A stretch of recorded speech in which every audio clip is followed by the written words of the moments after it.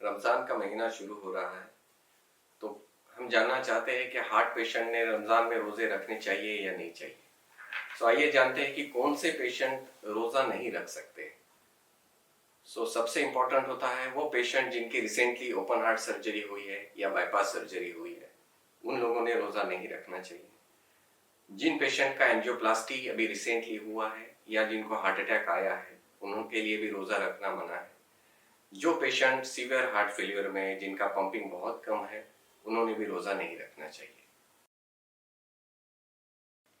अक्सर रमज़ान में रोज़दार पूछते हैं जो हार्ट पेशेंट से कि हमें क्या खाना चाहिए और क्या नहीं खाना चाहिए।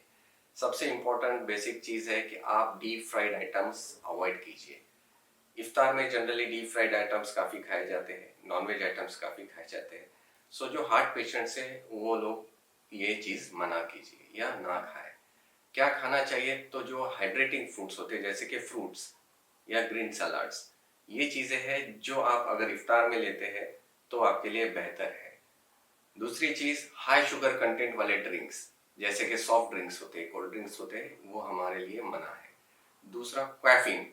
कॉफ़ी अगर हम बहुत ज़्यादा लेते हैं तो वो भी इफ्तार के बाद लेना थोड़ा सा अवॉइड कीजिए, क्योंकि ये सारी चीज़ों से हम डिहाइड्रेशन हो सकता है।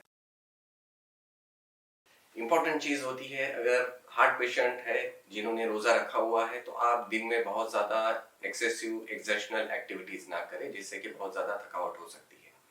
रात में कम से कम 7 घंटे नींद लेना बहुत ज़रूरी होती है। वाटर इनटेक या पानी जो होता है, कम से कम 8 से 10 ग्लास पीना बहुत ज़रूरी होता है, ताकि आपका हाइड्रेशन मेंटेन रहे। फिर आते हैं कि हम लोगों ने मेडिसिन कैसे एडजस्ट करें, क्योंकि काफ़ी लोगों की मेडिसिन दोपहर में चलती है। हम जानेंगे कि जब भी किसी हार्ट पेशेंट को मेडिसिन आफ्टरनून में चल रही है, तो आप आपके डॉक्टर से कंसल्ट कीजिए और आपके मेडिसिन का टाइमिंग चेंज करवा लीजिए। सेम डायबिटीज पेशेंट के लिए होता है। अगर दोपहर में है तो आप सवेरे एक, सहरी के पहले और इफ्तार के बाद आप गोली का डोज एडजस्ट कर सकते हैं।